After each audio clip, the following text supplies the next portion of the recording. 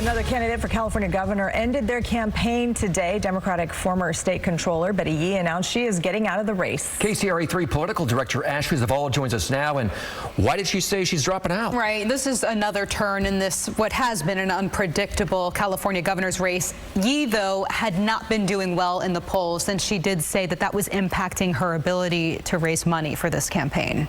It really just came down to where I'm not going to have sufficient resources to get us to the finish line. And so we see polls come out every day. And when we started to really do the deep dive about, that chunk of voters who are undecided, is that going to really be an opening? That we felt we still had an opening to get a good number of those based on experience and competence and my background and what I bring to this race. But it was becoming clear that the donors were not going to be there. Even some of my former supporters just felt like they needed to move on as well. And about 2 hours after Yee said that, another one of those polls did come out. A poll paid for by the California Democratic Party shows 2 Republicans still, former Fox News commentator Steve Hilton and Riverside Sheriff Chad Bianco, leading the pack for the governor's race. They're followed by the 6 Democrats who are left in this race. Tom Steyer and Javier Becerra were tied at the top of that group with 13% each.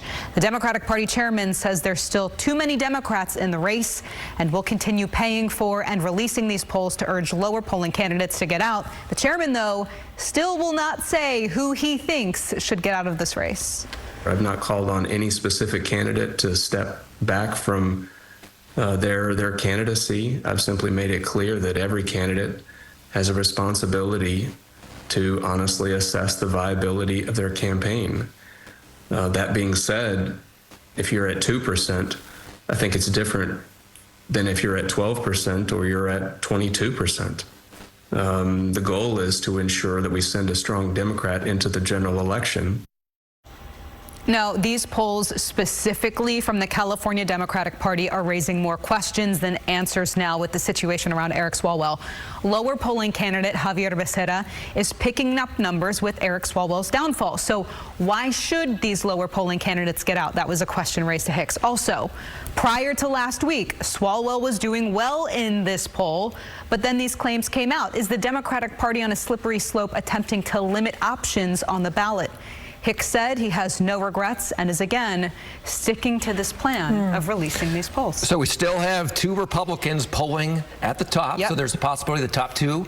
There's still a chance. Could go to November to the runoff. And, despite these people are starting to drop like flies, they're still going to be on the ballot when we go to vote in June. That is exactly right. And it's such an important point.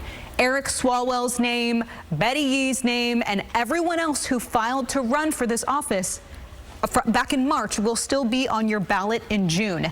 Hicks acknowledged they will get votes, but he said he overall expects voters to know when people are out of the race. And also, the poll today did demonstrate that Eric Swalwell's support dropped significantly because obviously what happened to him received so much news coverage.